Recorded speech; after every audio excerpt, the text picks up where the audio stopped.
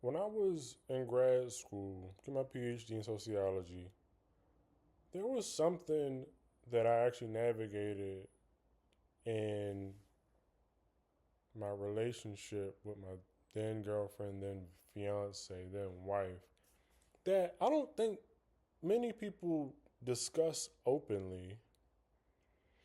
It was financial disparity within the couple. As a grad student, I got my little grad student stipend.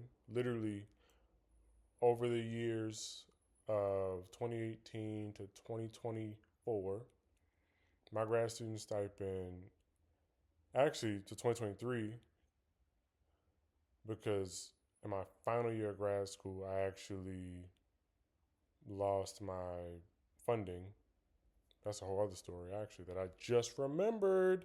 Whoa. Anyway, the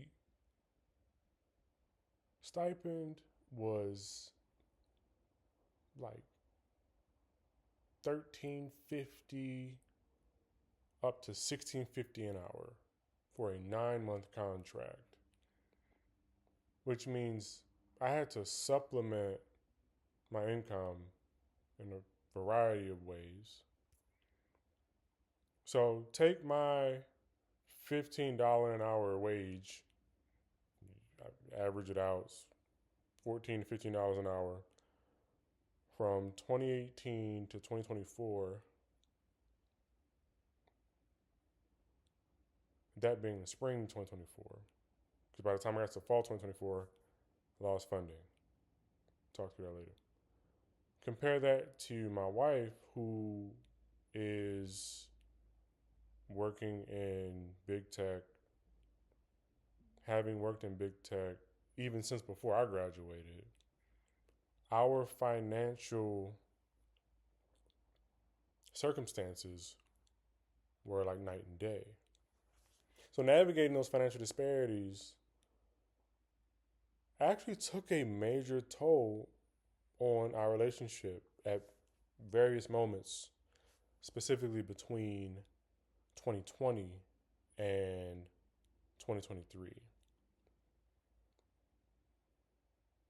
And I do wonder how often this happens, where specifically for among graduate students, where one person in a relationship is in grad school and they can only do so much with their stipend, while the other person in a relationship is in a gainfully employed situation. And then layer on gender expectations, gender stereotypes about what happens when the man makes less than the woman in a relationship. Though there were subtle and subconscious things that dictated the way we operated in our relationship. From an individual standpoint, I definitely I definitely understood our financial circumstances as a temporary situation. However, I did not have ample foresight and a clear long term vision of what happens on the other side of graduation. And this is earlier on, 2018 to 2021, coronavirus notwithstanding.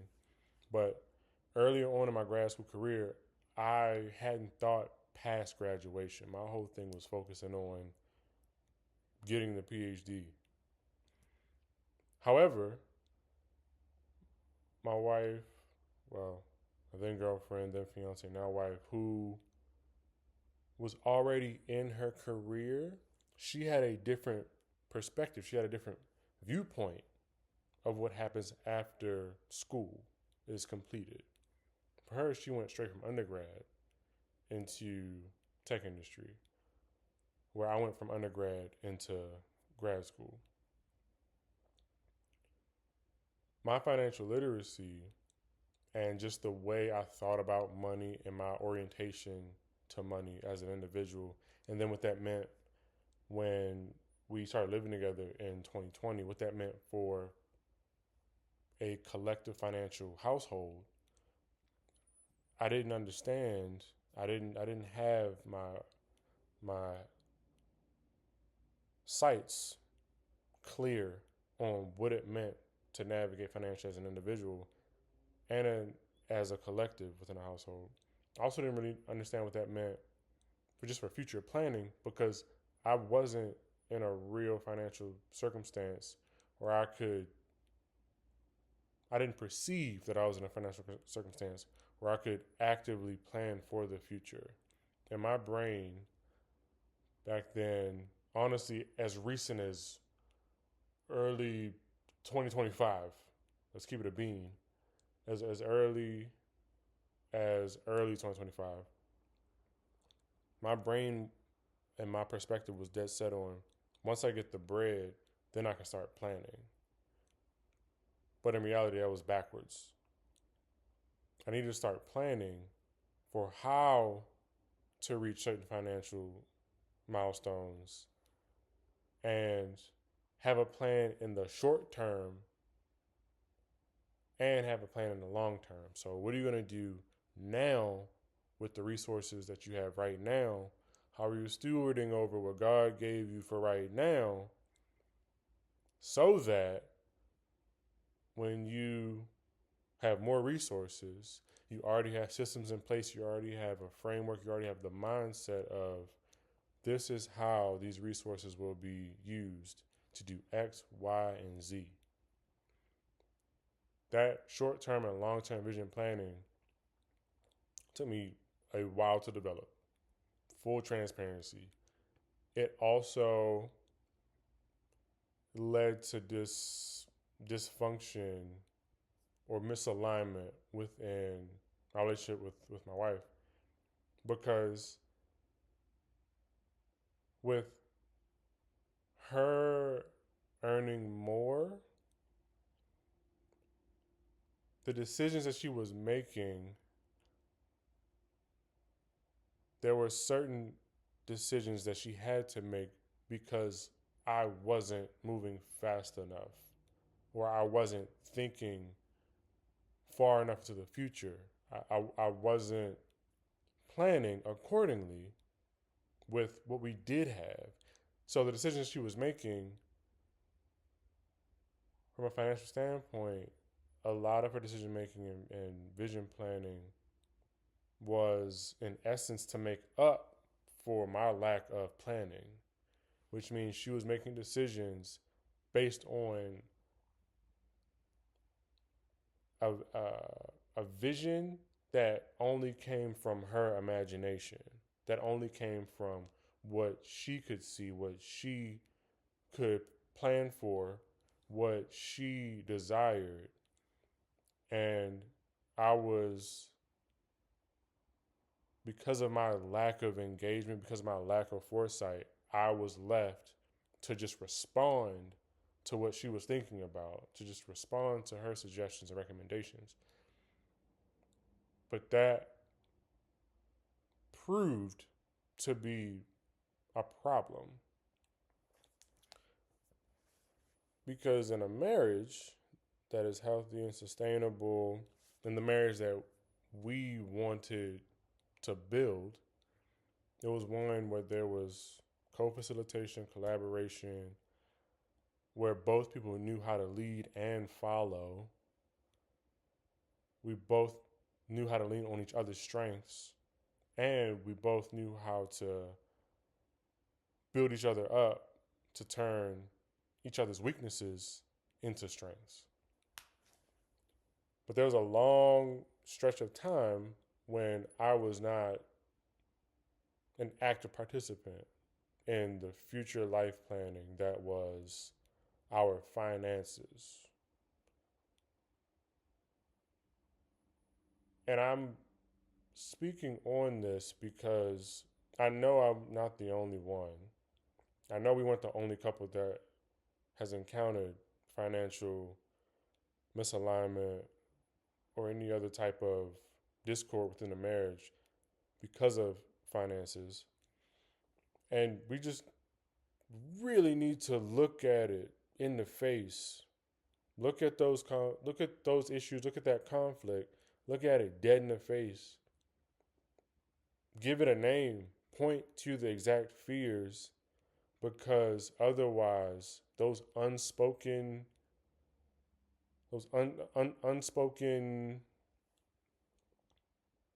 misgivings, those quiet whispers of resentment that begin to build over time when things keep getting swept under the rug, that is a recipe for disaster. And that doesn't lead to a thriving marriage. You can have a mediocre marriage and y'all can just be tolerating each other for the rest of your lives or get a divorce. But as for me and my household, as for me and my wife, we are not doing that. We are trying to thrive for real. So going through grad school and honestly blaming my lack of foresight on my lack of resources, that had me hustling backwards. Had me hustling backwards, had me thinking small, had me making decisions just to appease versus to build on a clear long-term vision. 5 years out, 10 years out, 30 years out. And so I would say one specific thing that helped tremendously, two books. Yeah, I'll give two book recommendations. Number one is, let me make sure I get the title exactly right. 1 second. Just bear with your boy, because I want to make sure I get the title correct. There we go. So the book for an individual paradigm shift about money and finances that literally changed my whole brain chemistry is I Will Teach You to Be Rich by Ramit Sethi. Amazing approach to finances. I read that book up and down. He also has a book, and it is titled, I believe it's Money for Couples. Money for Couples. Yeah, Money for Couples. Bruh, both of those books literally changed my entire outlook on bread. So I read I Will Teach You to Be Rich cover to cover. Still need to dig through Money for Couples, but either way, I've also been listening.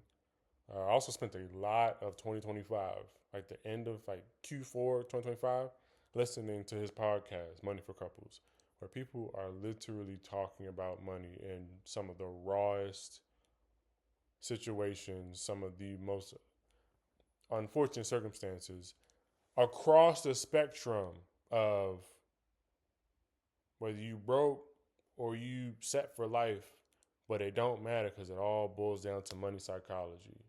Regardless of how much access to resources you have, that does not always correlate with how you feel about those resources. So I'll leave it there. And there's plenty of podcasts and podcast episodes about money. Another book being The Psychology of Money by Morgan Housel. I recommend that one. I haven't read it yet, but that's on my to-read list. But, yo, when I tell you changing the way that I feel about money in this day and age has been a game changer about how my wife and I relate to each other on financial matters. And throughout the duration of our relationship, she has always made more money than me. But it really wasn't until 2025 when a switch truly flipped. Because after graduating from grad school, get my PhD, I actually got jobs where I wasn't just making $15 an hour. And with each increase, it's crazy. Even with the increase, the feelings didn't change until recently. Like the emotions didn't change until recently. I'm talking about spring 2025. And I'm recording this on February 4th, 2026. So if you are dealing with financial dysfunction within your relationship, within your marriage, especially from the husband's standpoint, and especially if the man in the cisgender heterosexual relationship is the one that's making less money, I empathize wholeheartedly. I am there, was there, from just a numbers standpoint. But I charge you with one, dealing with your money psychology, because it doesn't matter how much money you have. The amount in your bank account will not change your money psychology. It won't. I charge you to read a book about money. If you've never thought to do so, read a book. And if you don't want to read a book, listen to a podcast episode. Like two people that I've listened to specifically, Ramit Sethi and Mel Robbins. You go to their podcast, they have episodes about money psychology. And there's plenty others out there, but those are my two recommendations off rip from what I've been digging into within the past 6 months. And I also charge you to just plan money chats.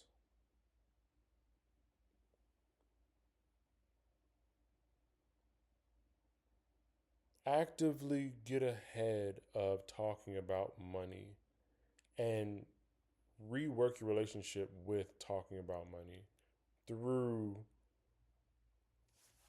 conversations that aren't just when things hit the fan, that aren't just about when bills are due and y'all may not have what you need, or when debt conversations are coming up, because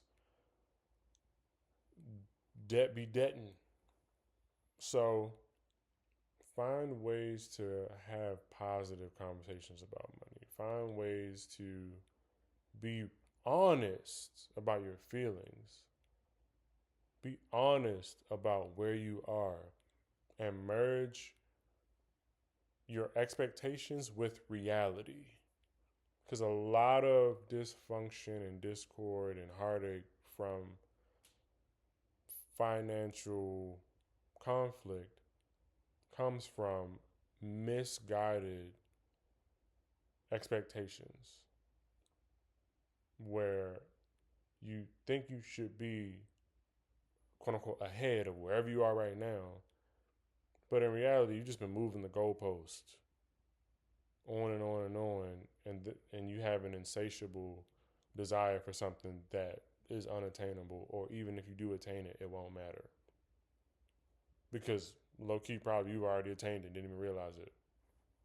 But you're comparing your circumstances to a whole bunch of other external factors and other people who you have no idea what their actual situation is. You just see what's on the surface.